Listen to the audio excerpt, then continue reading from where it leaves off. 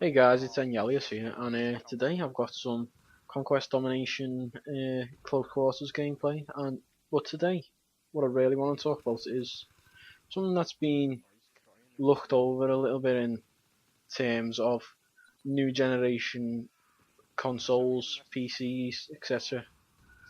It's the Steam box. The Steam box basically is Steam's interpretation on the next generation consoles. But people have been speculating about its specifications, saying that it's more going to be PC based than what the actual consoles are. So I'm really interested in how it's going to turn out, and it's something that really hits home for me because I am a PC gamer, and it's something really intriguing about it that I just can't get off my mind. And this is what I want to talk about in this commentary.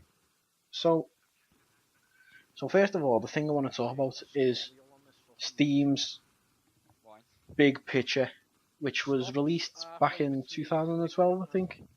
And basically, what Big Picture was for people who were looking to game on their PC, but in the comfort of their living room to play on things like the TV rather than a monitor, like hanging out with friends, and they don't want a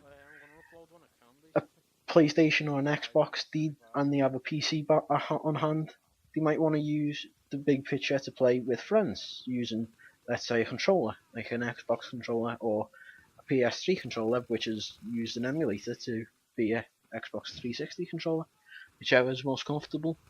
But the release of Big Picture was basically the big thing for me when I heard about the Steambox, because Big Picture, in my opinion, is what the Steambox is going to be run off, rather than a Windows setting like Windows 7 or Windows 8. So the thing is, with Big Picture, you really did get an insight on what the Steambox could be like, playing in the comfort of your living room, but on a PC, which is really, really interesting. Now, Big Picture was mostly for controller use instead of mouse and keyboard. Although you could use a mouse and keyboard, it was mainly primarily targeted towards the gamer who likes a pad or a controller. So this is another thing I want to talk about, which is what will the Steam box be using as its primary device to control the player? Now, most PCs currently use keyboards and mouse, although there are other peripherals out there such as tablets, trackpads, etc., which also do the same type of function as a mouse and keyboard.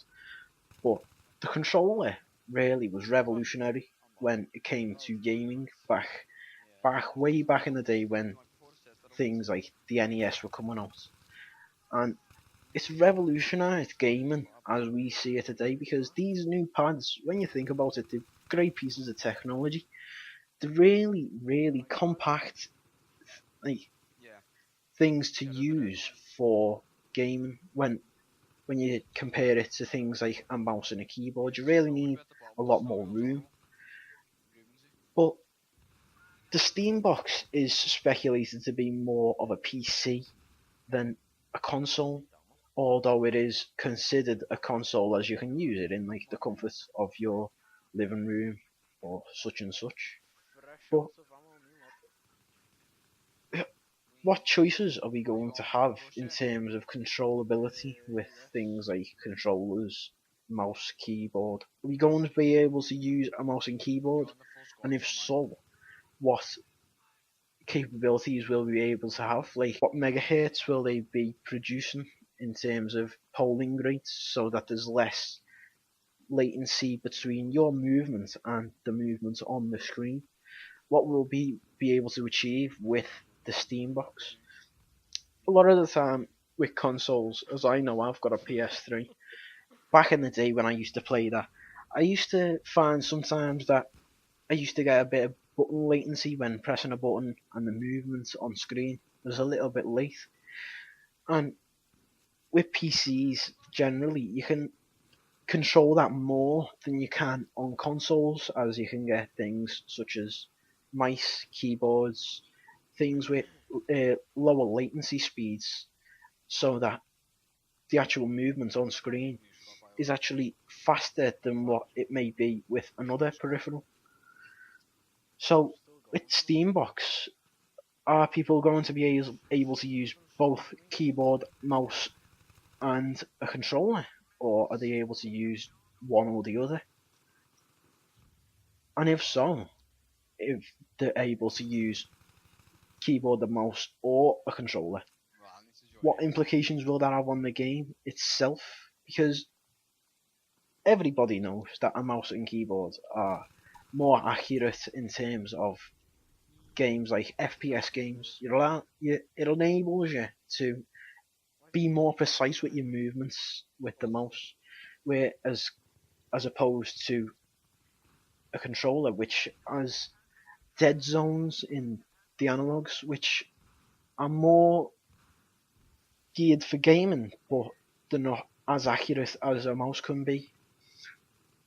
So, in terms of if a person in the game has a controller and he faces up against a person who is using a mouse and keyboard, the person with the mouse and keyboard is obviously going to have the greater advantage in that situation, as they're more accurate and have less button latency. So in terms of that, how is that going to affect games as we play them?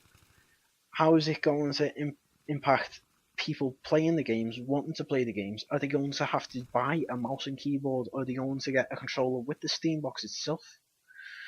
And these are all questions we have to ask, because as it gets closer to the release date, people are speculating more and more. And as I've said, the Steambox has almost gone unnoticed by people talking about next generation consoles and things like that, as opposed to the Xbox and the PlayStation. Like, major conferences have gone on for both the PlayStation and the Xbox, whereas with the Steambox, there's not much going on that we actually know of. Are they going to be releasing the Steambox at E3? Are we going to be able to get a look at and some coverage at E3? Or are we going to have to wait for another event? And really, I think that E3 is probably the best place where Steam could announce their Steambox. As I've said, that a lot of people have overlooked the Steambox as a contender to be the next generation console. And really, they should be looking more at it, because it's a new competitor in the field. And PlayStation and Xbox have been gung-ho since the release of the original Xbox and the PlayStation 2. However, things like the Nintendo have gone under wraps because the PlayStation and the Xbox have been so good. But now there's a new kid on the block, which is the Steambox. So people should be looking more at the Steambox, I feel, than the Xbox One and the PlayStation 4, because it's a new contender. We don't know the capabilities of the Steambox, what it is going to be able to do in comparison to the two big boys of the next gen consoles, really. And what's striking is that the games that are going to be available on the Steambox are games for the PC. Well, a lot of games are for both PC, Xbox, and PlayStation, but Steam has never been available to people on consoles, so they've never experienced, unless they have both a console and a PC, of course, they've never experienced standalone PC games such as Team Fortress 2, Half-Life, and other things to that caliber, which I really feel are some of the best games out there. But obviously I'm going to have a biased opinion. But let me know what you guys think in the comments below. And I really am looking forward to the release of the Steambox. So, thanks for watching, guys. This is Enyalius here.